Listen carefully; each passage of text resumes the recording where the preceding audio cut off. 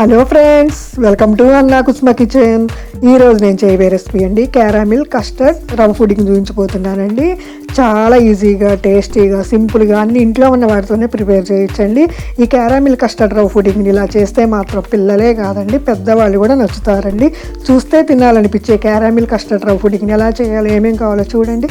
Video అనేది skip చేయకుండా పూర్తిగా చూడండి ప్లీజ్. పాలు 1/2 లీటరు, బొంబాయి రవ్వ 150 గ్రాములు, పంచదార 150 గ్రాములు, కస్టర్డ్ పౌడర్ 2 స్పూన్స్, నెయ్యి 2 స్పూన్స్. నేను కస్టర్డ్ పౌడర్ అనేది వెనీలా ఎసెన్స్ తీసుకున్నానండి 2 స్పూన్స్. ఒక బౌల్లో తీసుకున్నానండి 2 స్పూన్స్. దీనిలో కొంచెం పాలు మిక్స్ చేసేసి ఉండలు లేకుండా కలుపుకొని పక్కన పెట్టుకోవాలండి. చూడండి, పాలు 1/2 లీటర్ పాలల్లోనే కొంచెం తీసుకొని మిక్స్ చేస్తున్నానండి. ఇలా మిక్స్ ఉండలు లేకుండా చేసుకోవాలండి. ఇది పక్కన పెట్టేసుకోవాలి. దీని బదులు కార్న్ఫ్లోర్ అయినా వేసేసుకోండి 2 స్పూన్స్. మీకు ఇది అవైలబుల్గా లేకపోతే స్టవ్ వెలిగించి బాండీ పెట్టుకొని, బాండీ అనేది హీట్ ఎక్కిన తర్వాత ఒక 75 గ్రాముల పంచదారని తీసుకోవాలండి క్యారామిల్ కోసము. ఇది వేడైన తర్వాత ఇట్లా పలచగా పరుచుకోవాలండి. వాటర్ అనేది చుక్క కూడా మిక్స్ చేసుకోకూడదండి. చూడండి ఎలా మిక్స్ చేస్తున్నానో అలా చేయండి. దీనికి చాలా ముఖ్యమైన టిప్ ఇదేనండి.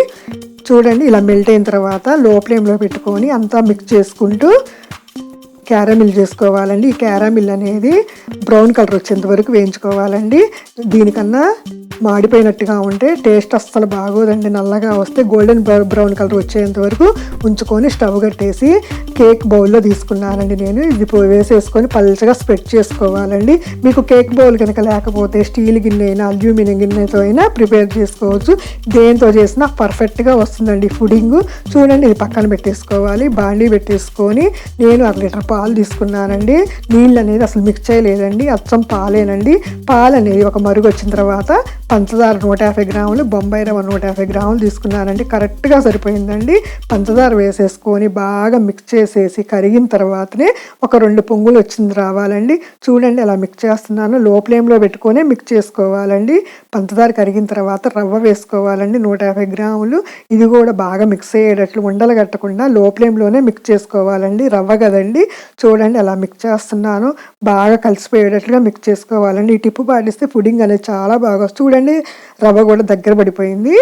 ఇప్పుడు మనము కస్టర్డ్ పౌడర్ని కూడా వేసేసుకున్నామండి. ఇది కూడా బాగా మిక్స్ అయ్యేటట్లుగా కలుపుకోవాలండి. లో ఫ్లేమ్లో పెట్టుకొని కలుపుకోవాలి.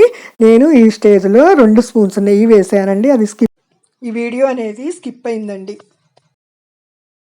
దీని బదులు బటర్ అయినా వేసుకోవచ్చు. ఈ 2 లేకపోతే ఆయిల్ అయినా వేసుకోవచ్చు అండి. రెండిట్లో ఏదో ఒకటి కంపల్సరీగా ఉండాలండి. అప్పుడే పుడింగ్ పర్ఫెక్ట్గా వస్తుంది.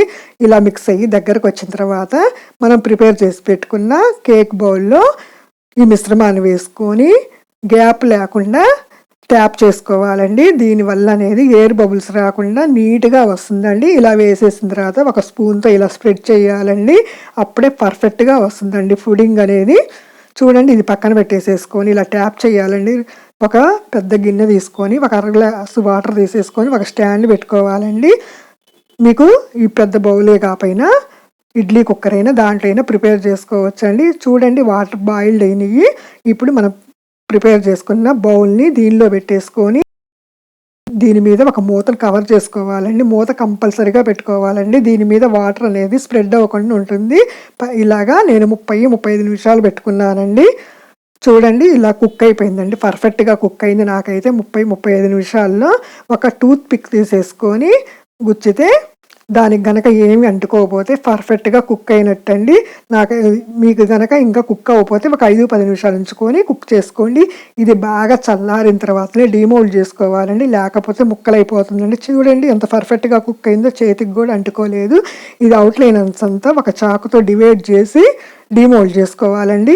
ఇది మాత్రం అచ్చంగా ఇలా తినే కంటే కూడా ఫ్రిడ్జ్లో పెట్టుకొని ఒక 1 అవర్ తింటే చాలా అంటే చాలా బాగుంటుందండి. ఎంత స్పాంజీగా ఉంటుందోనండి తింటుంటే. ఈ పుడ్డింగ్ని ఇలా ప్రిపేర్ చేసి పెడితే మాత్రం మీ ఇంట్లో వాళ్ళు 100కి 200 మార్కులు వేస్తారండి. అంత టేస్టీగా ఉందండి ఈ పుడింగ్ అనేది. చూడండి, నేను ఒక 1 అవర్ ఫ్రిడ్జ్లో పెట్టిన తర్వాత చూపిస్తున్నానండి. ఒక ముక్క చూసి కట్ చేస్తున్నా. చూడండి ఎంత స్పాంజీగా ఉందో, చూస్తేనే తినాలనిపిస్తుంది కదండి. పిల్లలే కాదండి, పెద్దవాళ్ళు కూడా దీనికి నచ్చుతారండి. ఈ వీడియో అనేది మీకు నచ్చినట్లయితే లైక్ చేయండి, కమెంట్ చేయండి, మీ ఫ్రెండ్స్ మీ ఫ్యామిలీ మెంబర్స్కి షేర్ చేయండి, సబ్స్క్రైబ్ చేయండి, మీ పక్కనున్న బెల్ బటన్ ప్రెస్ చేయండి. Thank you for watching.